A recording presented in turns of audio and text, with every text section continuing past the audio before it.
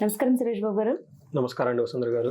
సురేష్ బాబు గారు, మనం నక్షత్రం సిరీస్ చేస్తున్నాం కదండి. మరి ఈ రోజు మనం శ్రవణ నక్షత్రం గురించి అయితే తెలుసుకుందాము.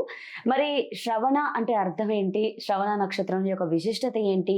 అదే విధంగా ఈ శ్రవణ నక్షత్రం వారి యొక్క గుణగణాలు ఏ విధంగా ఉంటాయి? వారు ఏ రంగంలో రాణిస్తారు? ఈ పూర్తి వివరాలను కూడా తెలియజేస్తారా? వసుంధర గారు, మనం శ్రవణ నక్షత్రం గురించి చెప్పుకుంటున్నాం అంటే ఒక చిన్న ఇన్సిడెంట్స్. ఇంతకుముందు నేను కొన్ని వీడియోలో శ్రవణ నక్షత్రం గురించి మాట్లాడింది విని 84 సంవత్సరాలు గల ఒక జెంటిల్ మ్యాన్ యుఎస్ నుంచి నన్ను కలవడానికి వచ్చారండి. చాలా సంతోషం వేసింది. ఆయన చెప్పిన దాంట్లో ఆయన ఇచ్చిన ఫీడ్బ్యాక్ ప్రకారం నా వీడియోలు నేను చెప్పినట్టు మొత్తం ఆయనకు జరిగినాయి అని చెప్తున్నారండి. అందుకని ఆయనకి 84 years. ఇంకొక విషయం కూడా ఆయన నాకు బాగా అప్రిషియేట్ చేసిందంటే, నేను చెప్పే స్టైలు, జ్యోతిష్యం చెప్పే స్టైల్ వాళ్ళ ఫాదర్ లాగా ఉంటుంది. వాళ్ళ ఫాదర్ కూడా జ్యోతిష్కులు అని చెప్పుకొచ్చారండి. యూఎస్ నుంచి వచ్చే ఒక ఫ్లవర్స్ అవన్నీ తీసుకొని వచ్చి కలవటానికి వచ్చారండి. సో అందుకని చెప్పేసి ఈ నక్షత్రం గురించి ఇంకా డీటెయిల్డ్గా మనం ఈ వీడియోలో వివరించడం జరుగుతుంది. కాబట్టి ప్రతి ఒక్కరు శ్రవణ నక్షత్రంలో పుట్టిన వాళ్ళు ఇవిని అర్థం చేసుకొని మీ నక్షత్రం యొక్క అందులో ఉన్న గొప్పతనం ఏంటి, అందులోనే ఒక శ్లోకాల రూపంలో కొన్ని సీక్రెట్స్ కూడా చెప్పారు. అందులోనే మీరు ఎలా ఉంటారని చెప్తూనే దాన్ని ఏం చేస్తూ ఉంటారని కూడా చెప్పడం జరిగిందండి. ఈ శ్లోకాలు అవన్నీ మీరు వర్డ్ టు వర్డ్ మీనింగ్ అర్థం చేసుకొని, ఇట్స్ నథింగ్ బట్ యూ అనేది అర్థం చేసుకొని మీరు ఫాలో అవ్వగలిగితే ఈ సిరీస్ ద్వారా మీకు ఏమవుతుందంటేనండి, ఎక్కడ మీ ఎనర్జీని యూటిలైజ్ చేస్తే మీరు చాలా పాజిటివ్గా ఎదుగుతారన్న ఉద్దేశంతో ఈ సిరీస్ చేయడం జరుగుతుందండి. సో విషయానికి వస్తేనండి, ఫస్ట్ మనం శ్రవణ అనే దానికి మీనింగ్ చూద్దామండి. శ్రవణ నక్షత్రం అంటే, శ్రవణం అంటే 3 రకాల పేర్లు మీనింగ్లు మనకి సంస్కృతంలో కనిపిస్తాయండి. ఫస్ట్ శ్రవణం అనగానే వినటం, చెవికి సంబంధించిన ఒక భాగానికి వినికిడికి సంబంధించిన ఒక మీనింగ్ ఉంటుంది. అందరికీ తెలిసింది శ్రవణం. ఇంకొకటి అందరికీ తెలవని మీనింగ్ ఏంటంటే, శ్రవణం అంటే శరీరం యొక్క భాగాలు కూడా వస్తుంటాయి. అయితే ఇందులో దీని గురించి చెప్తాం. ఇంకొకటి శ్రవణం అంటే కూర్చోవటం.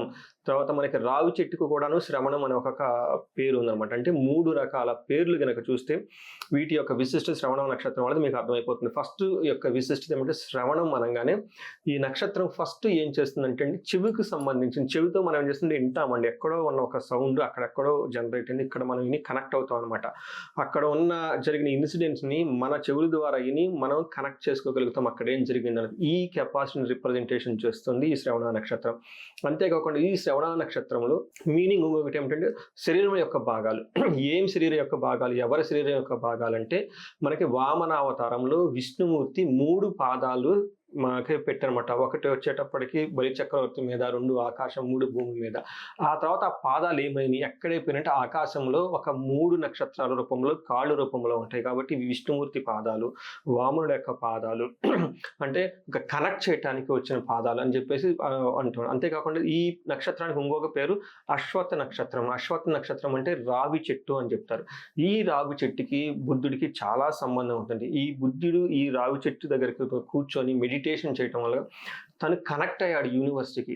తర్వాత అక్కడ నుంచి ప్రతి ఒక్కరిని కనెక్ట్ చేయడం స్టార్ట్ చేసినమాట ఆధ్యాత్మికంగా. అందుకని ఈ కనెక్షన్, ఈ పవర్ టు కనెక్ట్ ఆధ్యాత్మికంగా కానీ ఎక్కడో జరిగిన ఇన్సిడెంట్స్ని కానీ చేయగల శక్తి ఈ స్టార్కి ఉంది. అందుకని ఈ స్టార్ని ఏమంటారంటే పవర్ టు కనెక్ట్ అని చెప్తారనమాట. రెండోది, వేరే వాళ్ళని చాలా కేర్ఫుల్గా వినికిడి కలిగే శక్తి ఎలుకుంటుంది. తర్వాత వివేకం కలిగిన ఒక అండర్స్టాండింగ్ కావాల్సిన శక్తి ఎలుకుంటుంది.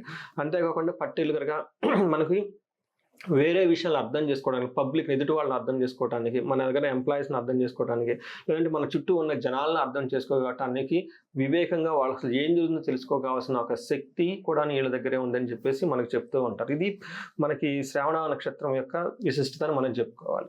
ఈ నక్షత్రానికి ఇంకొక విశిష్టత ఏమంటే, ఈ నక్షత్రంలో గొప్ప గొప్ప వ్యక్తులు చాలామంది జన్మించారు. సాక్షాత్తు తిరుపతి తిరుమల దేవస్థానం మనకి కొలువై ఉన్న శ్రీ వెంకటేశ్వర స్వామి వారి పుట్టిన నక్షత్రం ఇదే అంటారు. తర్వాత ఈ నక్షత్రానికి విష్ణుమూర్తికి చాలా సంబంధం ఉంటుంది. ఈ నక్షత్రానికి అధిపతి విష్ణుమూర్తి కూడాను. సో రావణాసుడి తమ్ముడు కూడాను విభీషణుడు, అతను వచ్చేటికి రాముడికి చాలా హెల్ప్ చేస్తాడు అనమాట. ఇతను కూడాను ఈ ఎబిలిటీ టు లిజన్, వివేకం ఉంటుంది అనమాట అతనికి. అంటే ఏది జరుగుతున్న విషయంలో ఏది విజ్డమ్ అతనికి చాలా ఎక్కువ అనమాట. ఏది మంచి ఏది చెడు తెలుసుకోవాలి కెపాసిటీ ఈ నక్షత్రంలో పుట్టడం వల్ల అతనికి వచ్చిందని చెప్పేసి మనకి జ్యోతిష శాస్త్రం వివరించడం జరుగుతుంటారు. ఈ విధంగా మనకి ఇది మనకు వచ్చేటప్పటికి విష్ణుమూర్తికి సంబంధించిన నక్షత్రము. సాక్షాత్తు తిరుపతి బాలాజీ వెంకటేశ్వర స్వామి పుట్టిన నక్షత్రము, విభీషణుడు పుట్టిన నక్షత్రం, ఇంకా గొప్ప గొప్ప వ్యక్తులంతా ఈ నక్షత్రంలో పుట్టారు. తర్వాత బుద్ధుడికి కూడాను ఈ చెట్టు కింద ఉండటం వల్ల వాళ్ళకి ఎన్లైటన్మెంట్ అయిందని చెప్పేసి మనకి జ్యోతిష్ శాస్త్రంలో వివరించడం జరిగిందని చెప్పుకోవాలి. అంతేకాకుండా ఈ నక్షత్రం వాళ్ళ గురించి మన పురాణ గ్రంథాల్లో ఏం చెప్పారు, తాళపత్ర గ్రంథాల్లో ఏం చెప్పారు, తర్వాత వచ్చేటప్పటికి యవనేశ్వర, మానసికరి ఇలాంటి కొన్ని రకాల జ్యోతిషానికి సంబంధించిన పురాతన గ్రంథాలు ఉన్నాయి. వీళ్ళల్లో వాళ్ళకి ఏం చెప్పారో మనం చూద్దాం. ఒక గ్రంథంలో వీళ్ళు ఏం చెప్తారంటే, శాస్త్రానురక్తో బహుపుత్ర మిత్ర సత్పవార్త భక్తి విజారితారి వర్గక. అంతేకాకుండా జన్మకాలే చ శ్రావణాహినియస్య ప్రేమ పురాణ శ్రవణే ప్రవీణ అని చెప్తారనమాట. దీని మీనింగ్ ఏమంటండి, వీళ్ళు శాస్త్రానురక్త అంటే వీళ్ళు శాస్త్రాలన్నా గ్రంథాలన్నా తర్వాత బుక్స్ అన్నా చాలా చాలా చాలా ఇంట్రెస్ట్ చూపిస్తూ ఉంటారు. అంతేకాకుండా బహుపుత్ర మిత్ర, వీళ్ళ లైఫ్ ఎలా ఉంటుందంటే వీళ్ళకి ప్రొజని వీళ్ళకి సంతానం చాలా ఎక్కువ ఉంటారనమాట. తర్వాత సంతానం అంటే ఏంటి, వాళ్ళ పిల్లలు మనవాళ్ళు మనవరాళ్ళు వీళ్ళు చుట్టూ ఉంటూ ఉంటారు. అంతేకాకుండా వీళ్ళు మిత్ర, వీళ్ళు చుట్టూ ఫ్రెండ్స్ కూడా చాలా మంది ఉంటారు. ఫ్రెండ్స్కి వీళ్ళు ఎప్పుడు విలువ ఇచ్చేసి అందరిని కలుపుకొని పోయే ఒక గుణం వాళ్ళలో ఉంటుంది. పార్టీలకి వెళ్ళినా ఫంక్షన్కి వెళ్ళినా కానీ they love to meet and they love to interact with. వీళ్ళలో ఉన్న విశేష గుణం ఏంటంటే వీళ్ళనే వేరే వాళ్ళు ఇంట్రెస్ట్ చూపిస్తున్నమాట. ఒక పవర్ ఆఫ్ మ్యాగ్నెటిక్ లాగా వీళ్ళు ఉంటారనమాట. అంతేకాని సత్పుత్ర భక్తి, మంచి సంతానాన్ని ఉంటారు. వీళ్ళు భక్తి కూడా చాలా బాగుంటుంది. విజజారి వర్గక అంటే ఏదైనా గనక పని చేస్తే వీళ్ళు చాలా వివేకంగా కనెక్ట్ అయ్యి ఒక మంచి వర్గానికి సన్నిహితంగా ఉండే ఒక గుణం వీళ్ళకు ఉంటుంది. అంతేకాకుండా ఈ నక్షత్రంలో జన్మించిన శ్రవణ నక్షత్రం వాళ్ళకి ప్రేమ పురాణ శ్రవణ ప్రవీణ చెప్తున్నారు. అంటే వీళ్ళు చాలా ప్రేమగా ఉంటారు అనమాట. అంతేకాని పురాణ శ్రవణం వీళ్ళకి ఇనికిడి చాలా ఎక్కువ ఉంటుంది. శ్రవణం అనగానే ఎలాంటి వినటానికి ఇష్టపడుతుంటారు, పురాణాలు, దేవతలకు సంబంధించింది, వేద మంత్రాలు, తర్వాత వేరే వాళ్ళు చెప్పిన ఏదైనా మంచి జరిగే సంఘటనలు జరిగే విశేషాలు, ఇలాంటి వాటికి పురాణ గాథలు వినటంలో చాలా ఎక్కువగా ఎక్స్పర్ట్నెస్, ప్రవీణ చాలా ఎక్స్పర్ట్నెస్ అని చెప్పేసి ఇందులో మనకి ఒక మానసి గారు అని చెప్పేసి గ్రంథంలో చెప్తూ ఉంటారు. అంతేకాకుండా ఇంకొక శాస్త్ర గ్రంథములు, ఇంకొక దాంట్లో జ్యోతిష గ్రంథం వీళ్ళ గురించి ఏం చెప్పారంటే వీళ్ళకి ఉదార, ఓకే, తర్వాత ధీరో, విద్వాన్, వక్త, ధనాన్విత, కళావాన్, సకలాభిఘ్నో, ధార్మిక, శ్రవణారజ అని చెప్తారంటే వీళ్ళకి ఉదార స్వభావం చాలా ఎక్కువగా ఉంటుంది. శ్రుతవాన్ చాలా చక్కగా వింటా ఉంటారు. ధీర అంటే ఏదైనా గనక వాళ్ళకి నచ్చితే చాలా బోల్డ్గా డిసిషన్ తీసుకొని ముందుకు వెళ్ళిపోతూ ఉంటారు. విద్వాన్ బాగా చదువుకొని ఉంటారు. వీళ్ళు బ్లైండ్గా ఉంటారు. వక్త చాలా చాలా చక్కగా మాట్లాడతారు. వీళ్ళు మాట్లాడే విధంగా ఇంకెవరో మాట్లాడరు. ధన అన్విత అంటే వీళ్ళకి ధనం ప్యారల్గా సంపాదించుకుంటారు. చూడండి ఎన్ని మంచి గుణాలు వీళ్ళలో ఉన్నాయి. వీళ్ళని పట్టుకున్న ఒక నెగిటివ్ గుణం కూడా వీళ్ళలో ఉండదండి. కళావాన్ కళాత్మకంగా ఉంటారు. సకలాబ్ది అన్నిటికి సంబంధించిన విషయాల్లో వీళ్ళు బాగా సకలాభిజ్ఞానం అంటే అన్నిటికి సంబంధించిన చాలా జ్ఞానం ఉంటుంది.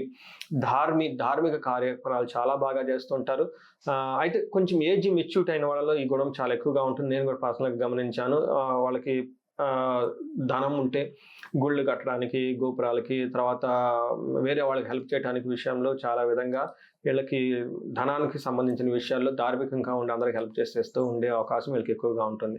అంతేకాకుండా కొన్ని గ్రంథాల్లో వీళ్ళకి గురించి ఏమని రాశారంటే ఫిజికల్గా వీళ్ళు ఎలా ఉంటారంటే పింగళాక్ష, కళ్ళు వచ్చేటప్పటికి కొంచెం ఎర్రటి కళ్ళు, కొంచెం పచ్చగాను లేదంటే కొంచెము రెడ్ కలర్లో ఉండే అవకాశం ఎక్కువగా ఉంటుంది. చపలో అని చెప్తారంటే అంటే వీళ్ళు కొంచెం అటు ఇటు మూమెంట్ ఎక్కువగా ఉండేసి ఒకే చోట నిలకడ లేకుండా చపలత్వంగా ఉండే మనస్తత్వం కలిగిన వాళ్ళు ఎక్కువగా ఉంటారు. అరణ్యగామి అని చెప్తారు. అంటే అరణ్యగామి అంటే ఏంటంటే వీళ్ళు కొంచెం ఫారెస్ట్ ఏరియాల్లోనూ వనాలలోనూ వాళ్ళ చుట్టూ ఉన్న చోట్ల ట్రీస్తో కలిసి ఎక్కువగా ఉండే అవకాశం వీళ్ళకి ఎక్కువగా ఉంటుంది. చాపల్యం అంటే డెసిషన్స్ కొంచెం అటు ఇటు తిరిగే అవకాశం కూడా ఎక్కువగా ఉంటుంది. తర్వాత వనస్పతి, వీళ్ళు అరణ్యాస అంటే చాలా ఎక్కువ అనమాట. వీటన్నిటికి సంబంధించిన విషయాల్లో చాలా ఎక్కువగా ఉంటుందని చెప్పేసి వీళ్ళకి ఎక్కువగా చెప్తూ ఉంటారు. సో ఈ ప్రకారంగా మన పురాణ గ్రంథాల్లో వీళ్ళ గురించి వివరించిన విధంగా ఈ శ్రవణ నక్షత్రం వాళ్ళు చాలా చక్కగా ఆధ్యాత్మికంగా, ఎంతో కళాత్మకంగా అన్ని విధాల అందరికీ కనెక్ట్ అయ్యి, వీరి ద్వారా అందరికీ కనెక్ట్ అయ్యి ఎక్కువగా ఉండే అవకాశం వీళ్ళకి ఎక్కువగా ఉంది. అలానే వీళ్ళకి పాదం వైజ్ కనుక చూసుకుంటే ఇది ఏమంటారంటేనండి, మనకి డిఫరెంట్ ఫ్లేవర్స్ ఉంటాయి అనమాట. మన ఐస్ క్రీమ్ తీసుకుంటే డిఫరెంట్ ఫ్లేవర్స్ ఉన్నట్లు కనుక వీళ్ళకి శ్రవణ నక్షత్రం వాళ్ళు ఫస్ట్ పాదం కనుక చూసుకుంటే వీళ్ళకి మార్స్ యొక్క, మంగళుడి యొక్క ప్రభావం ఎక్కువగా ఉండి మంగళాంశ అంటారు వీళ్ళని. ఈ మంగళాంశం ఉండటం వల్ల ఏమవుతుందంటే కొంచెం కోపం ఎక్కువగా ఉంటుంది. తర్వాత గొడవలంటే టక్కన ఫాస్ట్గా వెళ్ళిపోయేసి వాటికి సంబంధించిన విషయాల్లో రియాక్ట్ అవుతూ ఉంటారు. తర్వాత వీళ్ళు చాలా బాగా డబ్బు సంపాదించేస్తారు. ఎంత డబ్బు సంపాదిస్తారో ఖర్చు పెట్టడం కూడా అంత చక్కగా ఖర్చు పెట్టేస్తారు, వెనక ముందు ఆలోచించుకోండి అని చెప్తారు.